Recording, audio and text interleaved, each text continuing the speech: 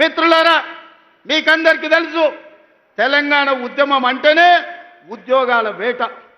నిరుద్యోగ యువకులు లక్షలాది మంది రోడ్ల మీదకి వచ్చి నెలల తరబడి ధర్నాలు, దీక్షలు, ఉద్యమాలు చేసి ఆత్మ బలిదానాలు చేసుకొని అమరులై తెలంగాణ రాష్ట్రం తెచ్చుకున్నారు.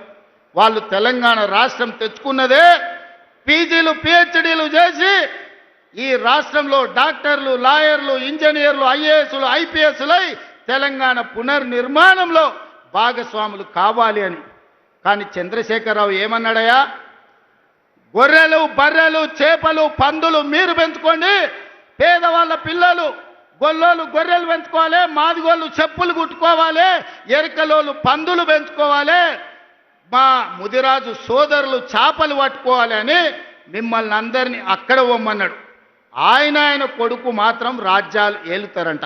ఇదే నా న్యాయం అని నేను అడుగుతున్నా చంద్రశేఖరరావు, నీ వేదిక మీద నుంచి పేదోళ్ళ బిడ్డలు వాళ్ళ తాతలు ముత్తాతలు తరతరాలుగా గొర్రెలు, బర్రెలు, చేపలు, పందులను పెంచుకొని బతికి ఆత్మ బలిదానం చేసుకొని వందలాది మంది ప్రాణాలు ఇచ్చి తెలంగాణ రాష్ట్రం తెచ్చుకున్నది డాక్టర్లు, లాయర్లు, ఇంజనీర్లు, ఐఏఎస్లు, ఐపీఎస్లై రాజ్యం ఏలాలనా లేకపోతే గొర్రెలు, బర్రెలు పెంచుకోవాలనా ఒక్కసారి ఆలోచన చేయండి.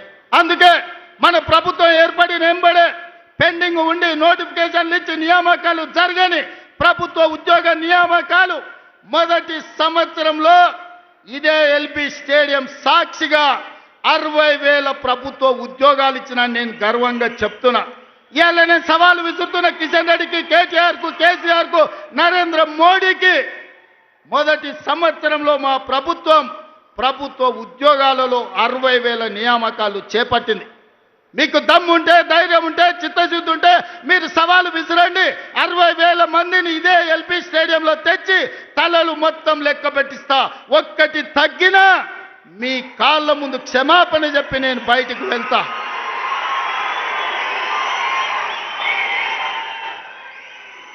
ఇది మా లెక్క, ఇది మా నిజాయితీ. ప్రైవేట్ కార్పొరేట్ కంపెనీల్లో 1,00,000 ఉద్యోగాలు ఇచ్చినాం. నేను మా మిత్రుడు శ్రీధర్ బాబు విదేశీ పర్యటనలో 3 లక్షల కోట్ల పెట్టుబడులు తీసుకొచ్చినాం.